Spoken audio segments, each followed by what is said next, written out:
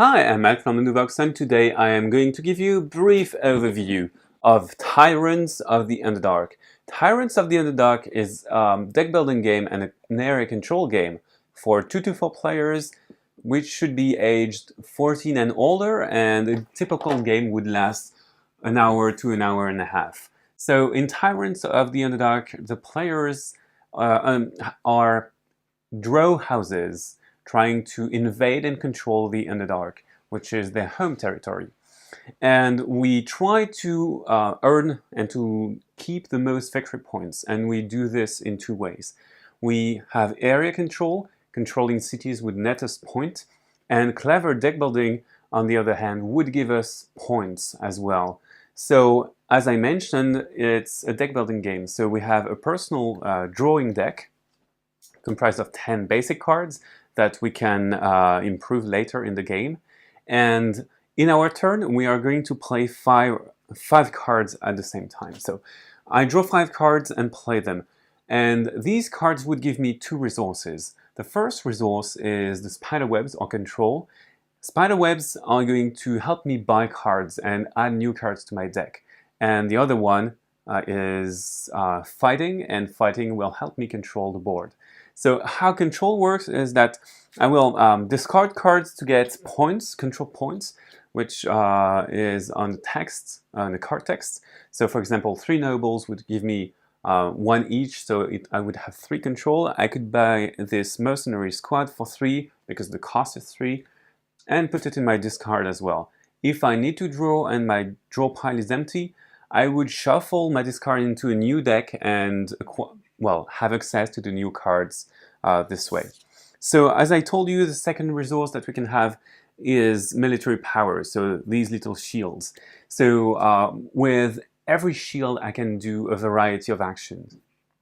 First, for 1 shield I can place one of my legions on the board, but I cannot place it anywhere. I have to have presence on the spot I want to invade.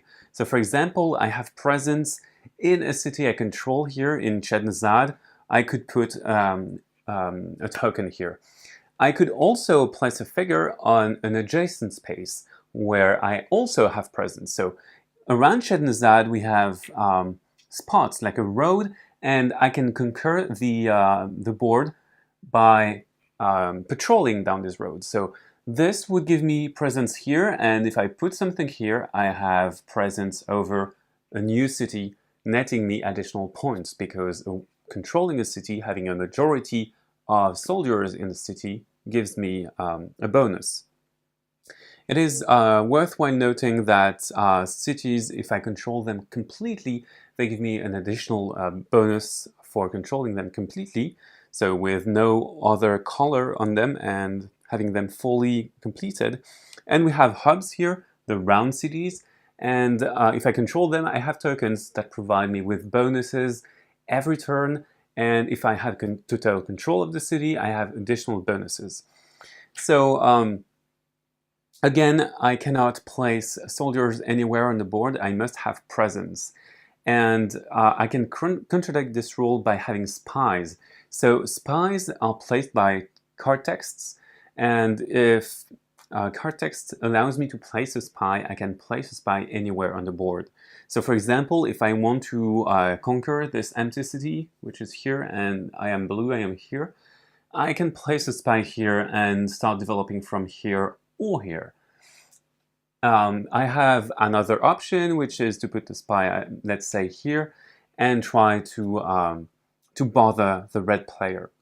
So with 3 military points, I can kill a troop, which is not mine. So either a white neutral troop that we lay at the beginning of the game, or opponent's troops, here red. So I just take the troop, remove it, and place it in my trophy hall. So removing a troop assassinating a troop is something that you have to do in a place you have presence into. So spies are very important for that. Obviously, spies can be removed by your opponent by spending 3 military power. Well, I told you that we score points with the board, but we also score points with our decks. Certain card effects would give us victory points in tokens, but every card is worth a certain amount of VP, and you can promote the cards, it means removing them from your deck and into your inner circle via card effects. And if you do this, you don't score the deck value of the card, but the inner circle value of the card, which is always higher than the deck value. The game ends in two ways.